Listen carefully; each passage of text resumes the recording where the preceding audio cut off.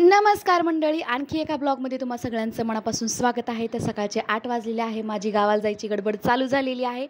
इकडे बघा माझी आवरावर झालेली आहे। आता आम्ही निघालेलो आहे, पंढरपुरातून निघालो। तर पंढरपुरातले काही दृश्यसुद्धा तुमच्यासोबत मी शेअर करणार आहे। तर इथं बघा हे पंढरपुरातलं नवीन स्टँड झालेलं आहे, जे की चंद्रभागा स्टँड आहे। वारीच्या वेळेस हे स्टँड ओपन असतं, म्हणजे इथं सगळ्या बाहेरगावच्या एसट्या ज्या आहेत त्या इथंच असतात। म्हणजे वरचं जे स्टँड आहे तिथं पंढरपुरात ॲक्च्युअलमध्ये 3 स्टँड आहेत, त्यातलं हे एक नवीन स्टँड। इथं बघा वारकरी मस्त असे सेट केलेले आहेत, म्हणजेच वारकऱ्याच्या मूर्त्या बसवलेल्या आहेत। आता आम्ही निघालेलो आहे गावी म्हणजे माझ्या भावाचा एक कार्यक्रम आहे, त्यामुळे मी गावी निघालेले आहे। इथं जाता जाता तुम्हाला मी इंजिनिअरिंग कॉलेज दाखवते, पंढरपुरातलं फेमस इंजिनिअरिंग कॉलेज। म्हणजेच आमच्या गावाकडे जाताना ते इंजिनिअरिंग कॉलेज लागतं, तर ते कॉलेज मी तुमच्यासोबत शेअर केलं। आता इथं आलेली आहे मी माझ्या मम्मीच्या घरी, तर मम्मीचं घर दाखवते तुम्हाला। हे आमचं जिथं माझं बालपण गेलं हे घर मी तुमच्यासोबत शेअर करते। तर हे आहे आमच्या दारासमोरचं मस्त असं शेत, मस्त असे नारळाचे झाडं, आंब्याचे झाडं पण भरपूर होते, पण ते काही तोडलेत, खराब झाले होते आंबे म्हणून। इथं आहे आमच्या एका चुलत्याचं घर।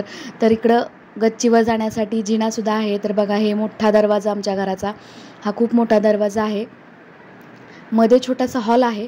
इकडं आमच्या चुलत्याच्या रूम आहेत, इकडं दुसऱ्या चुलत्याच्या रूम आहेत, ज्या की 2-2 आहेत, आणि पाठीमागं जे आहेत ते आमच्या रूम आहेत। तर इथं जाता जाता मी तुम्हाला दाखवते, इथं माझे आजी आजोबाचे फोटो आणि माझ्या पप्पाचा फोटो आहे।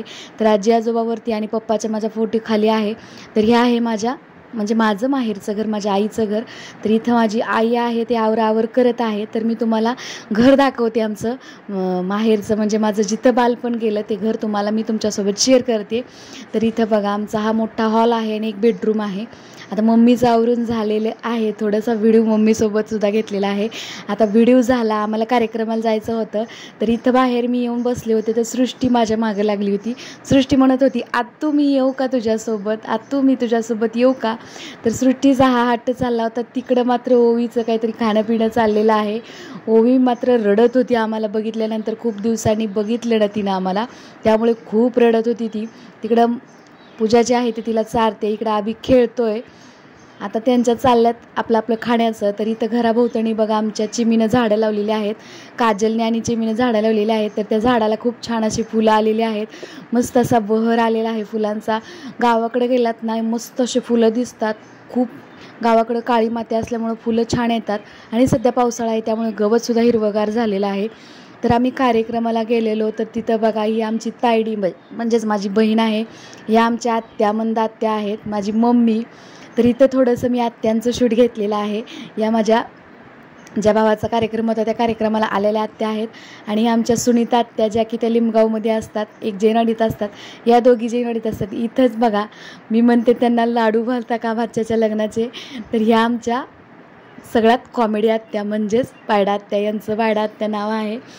तर ह्या आवरावर करत आहे जाण्यासाठी। तर कार्यक्रमाहून आम्ही आलो आणि छोटासा एक व्हिडिओ म्हणजे छोटीशी रील्स तयार केली मी माझ्या मम्मीसोबत। तर ती रील्स तुम्हाला पाहिजे असेल तर इंस्टाग्राम पेजला माझ्यासुद्धा नक्की फॉलो करा, तिथंसुद्धा तुम्हाला नवनवीन व्हिडिओ पाहायला मिळतील।